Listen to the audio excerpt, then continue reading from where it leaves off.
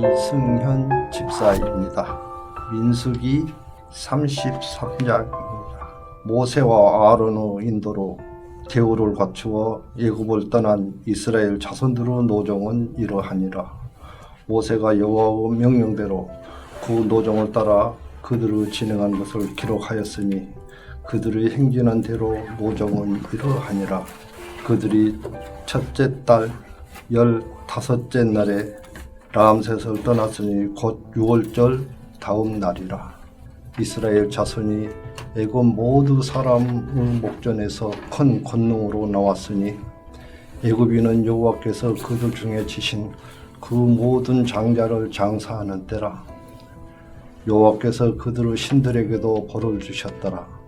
이스라엘 자손이 람셋을 떠나 숫곳에 진을 치고 숫곳을 떠나 광야 끝 에담에 진을 치고 에담을 떠나 바알스본 앞 비야 히롯으로 돌아가서 믹돌 앞에 진을 치고 하이롯 앞을 떠나 광야를 바라보고 바다 가운데를 지나 에담 광야로 사울 길좀 가서 마라에 진을 치고 마라를 떠나 엘림에 이르니 엘림에는 샘물 12과 종려 70그루가 있으므로 거기에 진을 치고 엘림을 떠나 홍해가에 진을 치고 홍해가를 떠나 신광야에 진을 치고 신광야를 떠나 독가에 진을 치고 독가를 떠나 알루스에 진을 치고 알루스를 떠나 루비딤에 진을 쳤는데 거기는 백성이 마실 물이 없었더라. 루비딤을 떠나 신광야에 진을 치고 신의 광야를 떠나 기브롯 핫다아와에 진을 치고 기브롯 핫다아와를 떠나 하센노에 진을 치고 하센노를 떠나 림마에 진을 치고 림마를 떠나 림몬 베레스에 진을 치고 림몬 베레스를 떠나 림나에 진을 치고 림나를 떠나 니사에 진을 치고 니사를 떠나 그엘라다에 진을 치고 그엘라단을 떠나 셋벨산에 진을 치고 셋벨산을 떠나 하라다에 진을 치고 하라다를 떠나 막빌롯에 진을 치고 막켈롯을 떠나 하다에 진을 치고 하다를 떠나 데라에 진을 치고 데라를 떠나 미가에 진을 치고 미가를 떠나 하모스나에 진을 치고 하모스라를 떠나 오센돈에 진을 치고 오센도를 떠나 분의 야간에 진을 치고 분의 야간을 떠나 호라 깃가에 진을 치고 호라 깃가를 떠나 옥바다에 진을 치고 옥바다를 떠나 아보노란에 진을 치고 아보노란을 떠나 에시온 갯별에 진을 치고 에시온 갯별을 떠나 신광야 곧 가데스에 진을 치고 가데스를 떠나 에돔 땅 변경의 호루산에 진을 쳤더라. 이스라엘 자손이 애굽 땅에서 나온 지 40년째 5월 초 하루에 제사장 아론이 여호와의 명령으로 호루산에 올라 거기서 죽었으니 아론이 호루산에서 죽전 때의 나이가 123세였더라. 가나안 땅 남방에 살고 있는 가나안 사람 아랏 왕은 이스라엘 자손이 온다는 소식을 들었더라. 그들이 호루산을 떠나 살모나에 진을 치고 살모나를 떠나 분원에 진을 치고 분원을 떠나 오봇에 진을 치고 오봇을 떠나 모압 변경 예 아비림에 진을 치고 이임을 떠나 디본갓에 진을 치고 디본갓을 떠나 알몬 디불라다임에 진을 치고 알몬 디불라다임을 떠나 루보 앞 아바림산에 진을 치고 아바림산을 떠나 여리고 맞은편 요단강가 모압 평지에 진을 쳤으니 요단강가 모압 평지의 진영이 베녀시못에서부터 에벨시뜸에 이르렀더라. 여리고 맞은편 요단강가 모압 평지에서 여호와께서 모세에게 말씀하여 이르시되 이스라엘 자손에게 말하여 그들에게 이르라. 너희가 요단강을 건너 가나안 땅에 들어가거든 그 땅의 원주민을 너희 앞에서 다 몰아내고 그 속인 색상과 부어 만든 우상을 다 깨뜨리며 산 땅을 다 헐고 그 땅을 점령하여 거기 거주하라. 내가 그 땅을 너희의 소유로 너희에게 주었음이라. 너희의 종족을 따라 그 땅을 제비 뽑아 나눌 것이니 수가 많으면 많은 기업을 주고 적으면 적은 기업을 주되 각기 제비 뽑은 대로 그 소유가 될 것인즉 너희 조상의 지파를 따라 기업을 받을 것이니라. 너희가 만일 그 땅 온주민을 너희 앞에 몰아내지 아니하면 너희가 남겨둔 자들이 너희의 눈의 가시와 너희 옆구리에 찌르는 것이 되어 너희가 거주하는 땅에서 너희를 괴롭게 할 것이요 나는 그들에게 행하기로 생각한 것을 너희에게 행하리라. 하늘에 계신 우리 아버지여, 이름이 거룩히 여김을 받으시오며 나라가 임하옵시며 뜻이 하늘에서 이룬 것 같이 땅에서도 이루어지이다. 오늘날 우리에게 일용할 양식을 주옵시고 우리가 우리에게 죄 지은 자를 사하여 준 것 같이 우리 죄를 사하여 주옵시고 우리를 시험에 들게 하지 마옵시고 다만 악에서 구하옵소서. 대개 나라와 권세와 영광이 아버지께 영원히 있사옵나이다. 아멘.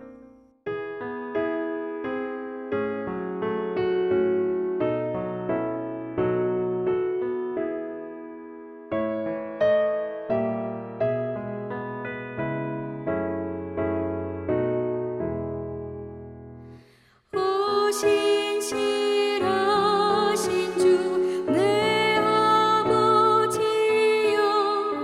늘 함께 계시니 두려움 없네.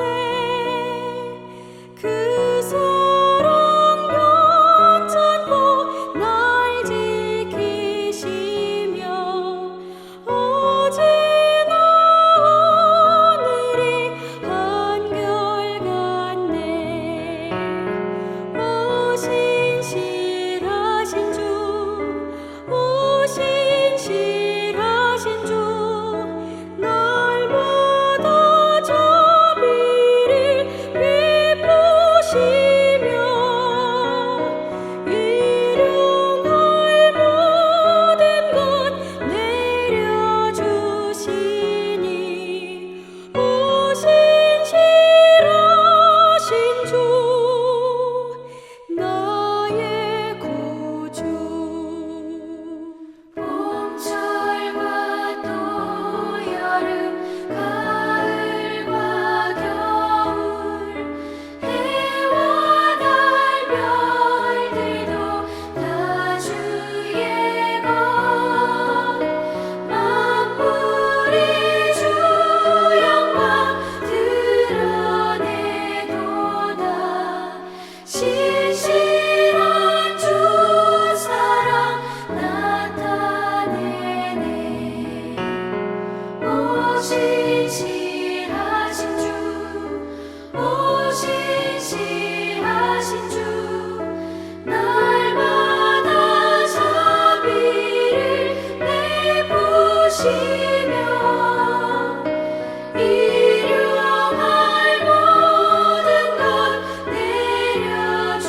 내려주시니 오 신실하신 주 나의 구주.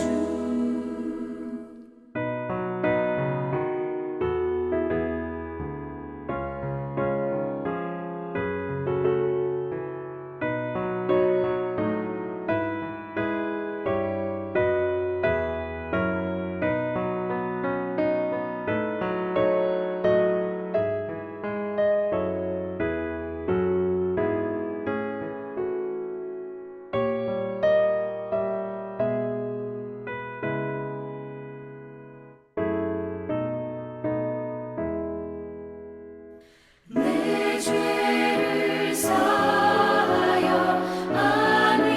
안위하시고 주친이 오셔서 인도하네. 오늘의 힘되고 내일의 소망 주만이 만복을 내리시네. 오 신실하신 주, 오 신실하신 주,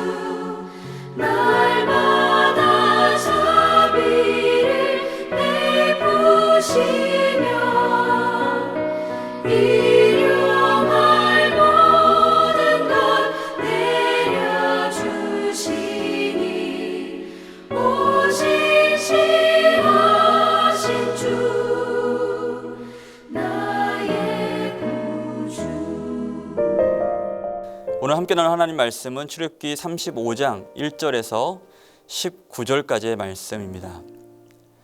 그중 1절에 3절까지의 말씀을 제가 읽도록 하겠습니다. 모세가 이스라엘 자손의 온 회중을 모으고 그들에게 이르되 여호와께서 너희에게 명령하사 행하게 하신 말씀이 이러하니라. 엿새 동안은 일하고 일곱째 날은 너희를 위한 거룩한 날이니 여호와께 엄숙한 안식일이라. 누구든지 이 날에 일하는 자는 죽일지니 안식일에는 너희의 모든 처소에서 불도 피우지 말지니라. 아멘. 우리 신앙에서 가장 중요한 믿음의 고백이 있다면 예수는 나의 구원자이시다. 그리고 하나님은 나의 주인이시다 라는 것입니다. 신앙이란 매 순간 하나님의 주인 되심을 내 마음이 어떻게 인정하고 고백하고 있는가가 삶으로 드러나 보여지는 것이죠. 그것이 바로 신앙입니다. 오늘 하루도 주님이 나의 주인 되심을 고백하는 우리 모두가 되시길 축복합니다. 자, 이제 여러 우여곡절 끝에 이제 성막 건설이 시작됩니다. 출애굽기 25장부터 32장의 이 금송아지 사건 전까지 성막에 대한 규례가 소개되다가 35장부터 이제 성막 건설이 규례대로 진행되게 됩니다. 공교롭게도 처음 성막에 대한 긴 규례를 말씀하실 때 그 마지막 규례가 안식일에 대한 규례였는데 이번에는 안식일에 대한 규례를 처음으로 소개하고 그런 다음에 성막 건설이 실행되죠. 안식일의 의미가 성막의 가장 중요한 위치에 있다고 볼 수가 있는 것입니다. 여러분, 안식일이 무엇인가요? 안식일은 하나님의 창조와 구원의 증표이자 언약의 기념이었습니다. 레위기 11장 45절 말씀 보면 나는 너희 하나님이 되려고 너희를 애굽 땅에서 인도하여 낸 여호와라. 내가 거룩하니 너희도 거룩할지어다 라고 말씀합니다. 안식일은 하나님이 우리 하나님이심에 대한 거룩한 징표입니다. 고로 성막은 단순히 제사를 위한 구별된 장소만이 아닌 것이죠. 그러나 시간이 흘러서 그 의미는 사라지고 형식과 규례만 남게 되는 형국을 맞게 됩니다. 사실 이 안식일에 대한 금기사항은요 구체적이지가 않아요. 만일 그 안식일에 대한 강론이 중요했다면 하나님께서는 일일이 말씀하셨겠지만은 그러지 않으셨어요. 이건 믿음의 문제이지 규례의 문제가 아니었다는 것이죠. 얼굴에 수건이 덮인 채 율법을 믿었던 바리새인은 이 안식일 규례에 엄청나게 복잡하고 까다로운 금지 규정을 39가지나 더 만들어냅니다. 그러니까 규례를 위한 규례를 만들어낸 것이죠. 신앙의 핵심은 저버린 채 말이죠. 그와 같은 상황에 예수님께서 말씀하시죠. 어떤 말씀을 하시나요? 인자는 안식일의 주인이라 라고 말씀합니다. 여러분, 우리는 매일 질문할 수 있어야 됩니다. 나의 오늘 하루 중 하나님은 나의 주인이심이 고백되는, 하나님만이 나의 주인이심이 고백되는 구별된 시간이 있는가? 이 새벽이, 이 아침이 그런 시간이 되길 바랍니다. 그런 구별된 시간이 있어야만 오늘 하루에 진정한 어떤 하나님과의 동행함, 그리고 그리스도 안에서의 진정한 안식과 풍요로운 하나님의 약속을 누리고 경험할 수가 있는 것이죠. 많은 사람들이 분주하게 삽니다만 그 분주한 삶이 자신의 삶을 더 윤택하고 행복하고 또 안식하게 만들지는 않습니다. 오히려 그 바쁜 시간 중에서도 구별된 시간, 하나님만이 나의 주인 되심이 고백되는 그 구별된 시간이 있을 때에만 그 하루의 전체 시간이 하나님의 것으로 드려지고 나는 그 안에서 진정한 평안과 안식을 경험하게 되는 것이죠. 여러분, 신앙에서 이것이 너무나 중요한 위치를 가지게 합니다. 또 모든 것의 주인 되신 하나님을 믿지 못해 제대로 된 안식을 지키지 못하는 나의 모습은 없는지 우리는 생각해 볼 수 있어야만 합니다. 여러분, 안식일을 지키거나 또 주일을 지키지 못하거나 또는 진정한 의미의 안식을 우리가 누리지 못하는 삶의 모습들을 보면요, 그저 바쁘기만 합니다. 그러니까 바쁜 것이 단순히 이제 성실하다라고 볼 수도 있겠지만 사실은 성실은 믿음의 덕입니다만 분주함과 염려의 뿌리에는 그 깊은 곳에는 불신앙이 도사리고 있죠. 마치 하나님께서 나에게 주신 시간들 그리고 하나님이 나에게 허락하신 이 인생이 하나님의 것임을 고백하지 못한 채 이 인생과 이 모든 시간들을 내가 컨트롤하려고 하다 보니까 그저 성실을 넘어서 분주하고 염려로 가득 찬 시간들을 보내게 되는 많은 사람들의 모습들을 보게 된다는 말이죠. 여러분, 하나님께 맡기고 진정한 의미의 안식을 되찾는 우리가 될 때 우리는 정신적으로나 영적으로나 건강한 삶을 살 수 있을 거라는 저는 확신을 가집니다. 여러분, 진인사 대천명이란 말이 있죠. 우리 교회 식당에도 걸려 있는데 사람이 할 수 있는 일을 다 하고서 하늘의 뜻을 기다림, 이런 겸허한 마음이 우리 마음 가운데 있어야만 하는 것입니다. 여러분, 안식일을 지킬 때, 우리가 주일을 성수할 때 이런 마음의 고백이 거기에 있는 것입니다. 하나님께 다 맡겨드립니다. 모든 시간 하나님의 것입니다. 하나님은 가장 좋은 시간, 가장 소중한 시간을 하나님께 드립니다. 이 고백이 안식일의 의미 가운데 있는 것이죠. 자, 4절부터의 말씀을 보면요, 이제 성막을 건설하기 위한 준비가 진행되는 대목이 소개됩니다. 중요한 부분은 이것입니다. 하나님께서 말씀하신 이 성막을 누가 지었는가, 그리고 그 재료를 어떻게 공수할 수 있었는가라는 것이죠. 하나님께서 세우신 기준은 두 가지였습니다. 첫 번째는 마음에 원하는 자, 그리고 마음이 지혜로운 자를 통해서 짓겠다라는 것입니다. 하나님께서는 먼저 자원하는 마음, 기쁘게 드려진 마음을 성막의 재료로 삼으시죠. 사실 세상 모든 것이 하나님의 것입니다. 그럼에도 하나님께서 왜 11조와 감사를 말씀하실까요? 아시는 대로 그 마음을 원하시는 겁니다. 여기서 원하는 이라는 단어에는 고결함, 그리고 고귀한이라는 의미가 포함되어 있습니다. 값싼 마음을 원하지 않으신다는 겁니다. 우리에게는 우선순위가 있습니다. 그것이 뭘까요? 말씀드린 대로 계속 이 말씀을 드리는데, 우리의 인생은 하나님을 위한 인생으로 들어져야 된다는 것입니다. 하나님을 위한 인생이 아니라 내 인생을 위한 하나님이 돼버리면, 그 순서가 뒤바뀌어 버리면 여기에는 큰 문제가 생깁니다. 이 문제가 생기면 이것을 바로잡기 위한 긴 시간이 때로는 필요로 하기도 하죠. 하나님은 오늘도 우리의 고결한 마음을 원하십니다. 값싼 마음이 아니라 고결한 마음을 원하신다는 겁니다. 이스라엘은 그런 고결한 마음으로 하나님께 전하는 마음, 그리고 기뻐하는 마음으로 자신의 것들을 하나님께 내어놓기 시작합니다. 또한 하나님께서는 지혜로운 마음을 가진 자를 통하여 성막을 짓게 하시죠. 하나님께서는 마음이 지혜로운 자를 통하여 하나님의 일을 이루십니다. 지금도 하나님의 역사는 그렇게 이루어져요. 우리와 우리 자녀들이 이런 마음, 우리 자녀들 가운데 이런 마음이 부어지길 소망합니다. 정말 소망합니다. 마음이 지혜로운 자는 어떤 사람을 말하는 것일까요? 첫째로 자신의 경험, 그리고 학식뿐만 아니라 하나님의 말씀에 순종하는 신중함을 가진 사람을 말합니다. 또 하나, 31장에서는 부살렐과 오홀리압을 소개하는데 이 말씀을 덧붙이십니다. 31장 3절과 4절 말씀 보면 하나님의 영을 그에게 충만하게 하여 라고 말씀하죠. 지혜와 청명과 지식과 여러 가지 재주로. 그러니까 경험도 중요하고 학식도 중요하지만 하나님의 말씀을 순종하는 신중한 그 마음, 그리고 그 마음 가운데 하나님의 영을 그에게 충만하게 부어주셨다라고 말씀합니다. 단순히 지혜로운 자가 아닌 거예요. 이 말씀이 어떤 의미일까요? 여러분, 사르밧 과부의 이야기를 아시죠? 기근 중에서도 은혜를 경험했던 사르밧 과부. 기근 중에 충만한 은혜를 경험했던 이 사르밧 과부, 이 텅 빈 그릇에 기름을 쏟아붓는 그 이미지를 한번 상상해 보십시오. 그릇이 닿을 때까지 그 기름이 끊이지 않았죠. 계속 채워집니다. 계속 쏟아부어집니다. 마찬가지로 하나님의 영을 충만하게 한다는 것은 그와 같은 거예요. 텅 빈 우리 안에 하나님의 영이 충만하게 흘러넘치는 그 상태, 그런 은혜, 이런 은혜가 있어야 우리는 오늘이라는 우리의 삶의 자리를 넉넉히 감당할 수 있다는 것입니다. 여러분, 빈 그릇으로 산다는 건 너무나 힘든 일이에요. 그러나 하나님 보여준 충만한 은혜 가운데, 충만하게 부어지는 흘러넘치는 은혜 가운데 살아가는 그 인생은 해볼 만하죠. 예. 여러분, 그래서 오늘도 우리가 이렇게 예배하고 기도하고 말씀을 읽고 말씀을 많이 읽고 많이 기도하는 이런 시간들이 정말 우리 가운데 생명과 같은 시간인 거예요. 교환 과목 같은 시간들이 아니라는 겁니다. 사역도 섬김도 헌신도 모두 오직 주의 영으로 충만할 때 하나님의 말씀을 순종하는 신중함을 가진 지혜의 마음을 가질 때에만 많은 열매를 맺을 수 있다는 거죠.